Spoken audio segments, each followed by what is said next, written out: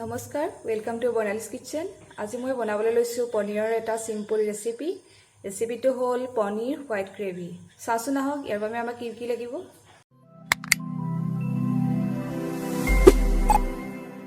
ইয়াৰ বাবে আমাক লাগিব 250 গ্ৰাম পনীৰ, দুটা ডাঙৰ সাইজৰ পিয়াজ কাটি লৈছোঁ এনেদৰে, 10-12টামান কাজু, এটা শুকান জলকীয়া সৰুকৈ কাটি লৈছোঁ, 1 চামুচ ইলাচি গুড়ি, 1 চামুচ গোটা জিৰা, 1 চামুচ চেনি, এটুকুৰা ডালচেনি, এটা ইলাচি আৰু দুটা লং। যেহেতু আজি পনীৰৰ হোৱাইট গ্ৰেভি হ'ব কাৰণ তাৰ বাবে লৈছোঁ 2 চামুচ ফ্ৰেছ ক্ৰীম আৰু এয়া 1 গিলাচতকৈ অলপ কম গাখীৰ। আহক এতিয়া ৰেচিপিটো বনাবলৈ আৰম্ভ কৰোঁ। প্ৰথমতে গেছটো অন কৰি কেৰাহীখন পাতি লৈছোঁ। কেৰাহীখন গৰম হৈ গৈছে, এতিয়া দি দিম অলপমান পানী। পানীখিনি গৰম হৈছে, এতিয়া দি দিম কাটি লোৱা পিঁয়াজ দুটা, কাজু কেইটা আৰু লং, ইলাচি, ডালচেনি দুটা। এইখিনি অলপমান বইল হোৱাৰ পিছত কাঢ়ি থ'ম। বেছি সময় বইল কৰিব নালাগে, 5 মিনিটমান বইল কৰিলেই হ'ল। 5 মিনিট হৈ গ'ল, এইখিনি বইল হৈ গৈছে। এতিয়া এইখিনি কাঢ়ি ঠাণ্ডা কৰি পেষ্ট বনাই ল'ম।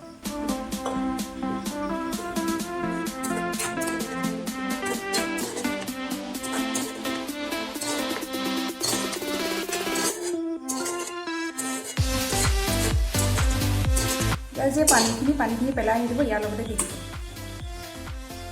এইখিনি ঠাণ্ডা হৈ গৈছে, এতিয়া এইখিনি পেষ্ট বনাই ল'ম। এতিয়া দেখিছেনে ইমান ধুনীয়া হৈছে পেষ্টখিনি, একেবাৰে ক্ৰিমি হৈছে।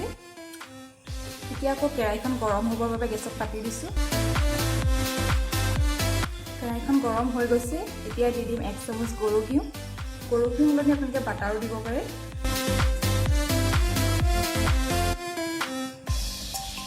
ঘিউখিনি গৰম হৈ গৈছে, এতিয়া দি দিম গোটা জিৰাকেইটা। এতিয়া জিৰাকেইটা ভালদৰে ক'লা পৰি গৈছে, এতিয়া দি দিম পিঁয়াজ, কাজু।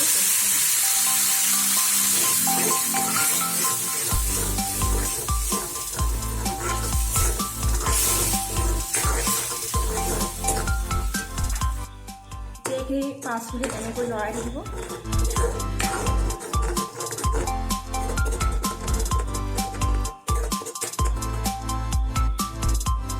আৰু এতিয়া দি দিম গাখীৰখিনি।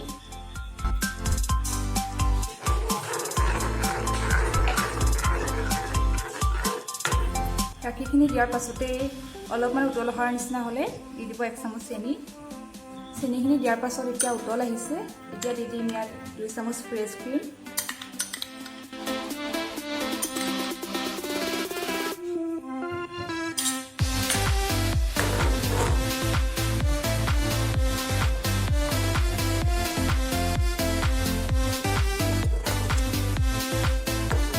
এইখিনি অলপ ডাঠ হৈ যোৱালৈকে 10 মিনিটমান এনেদৰে লৰাই থাকিব লাগিব। দেখিছেনে ধুনীয়াকৈ ডাঠ হৈ গৈছে। এতিয়া ইয়াত দি দিম কাটি লোৱা শুকান জলকীয়া গুড়িখিনি।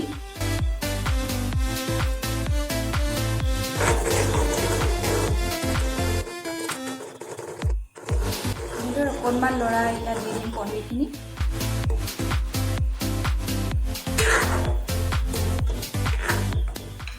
দেখিছেনে ইমান ধুনীয়া গ্ৰেভি হৈ গৈছে। পনীৰখিনি দিয়াৰ পিছত বেছি সময় লৰাই থাকিব নালাগে, 2 বা 3 মিনিটৰ পিছত নমাই থ'ব লাগে। এইখিনি হৈ গৈছে, এতিয়া দি দিম ইলাচি গুড়িখিনি। এতিয়া আমাৰ পনীৰ হোৱাইট গ্ৰেভি ৰেচিপিটো হৈ গৈছে। এতিয়া গৰমে গৰমে পুৰিৰ লগত বা পোলাওৰ লগত পৰিৱেশন কৰক।